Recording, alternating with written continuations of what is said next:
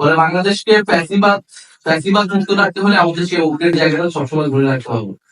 জাতীয় নাগরিক পার্টি তার জায়গা থেকে সবসময় দায়িত্বশীল ভূমিকা পালন করেছে, আন্দোলন করেছে, ভবিষ্যতেও করবে।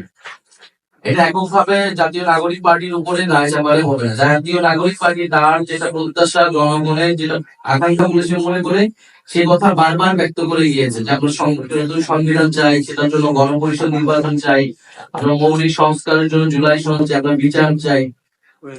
কিন্তু বিএনপি সবসময় নির্বাচনের কথা বলে গিয়েছে, জাতীয় নির্বাচনী, কিন্তু শুধু একটা জাতীয় নির্বাচনী এই গণঅভ্যুত্থানের পরে আমাদের একমাত্র আকাঙ্ক্ষা না, এটা আমাদের অন্যতম আকাঙ্ক্ষা, ওটা সরকারের প্রতিষ্ঠান, কিন্তু একমাত্র আকাঙ্ক্ষা না।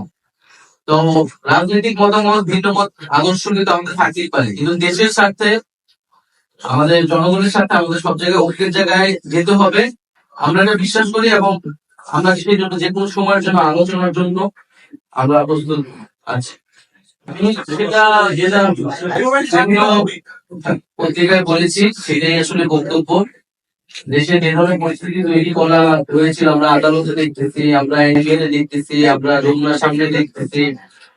তো ডক্টর মোহাম্মদ ইউনূস সে প্রেক্ষিতে মনে করছেন যে যদি ওনাকে জিম্মি করা হয় বা ওনাকে চাপ প্রয়োগ করে কোন দাবি আদায় করা হয় তাহলে সেটি আসলে সম্ভব নয়, উনি এটি সম্মত নয়। দ্বিতীয়ত গণঅভ্যুত্থানের পরে পরবর্তীতে দেশের মৌলিক কিছু পরিবর্তনের জন্য উনি দায়িত্ব নিয়েছেন বলে মনে করে, এটাই জনগণের প্রত্যাশা। তো সেই মৌলিক কাজগুলা, বিচার, সংস্কার, এই বিষয়গুলো যদি উনি করতে না পারেন তাহলে আসলে ওনার থেকে কি লাভ? উনি যে প্রতিশ্রুতির জায়গা থেকে এসেছিলেন সেগুলি রক্ষা করতে পারতেছেন না এই পরিস্থিতিতে। এবং দেশে যদি এই পরিস্থিতি চলতে থাকে, রাজনৈতিক দলগুলো যদি বা বিভিন্ন পক্ষ যদি এভাবে একটু মানে জনগণ থাকে তাদের কার্যক্রম, তাহলে আসলে ওনার পক্ষে দায়িত্ব পালন করা সম্ভব নয়।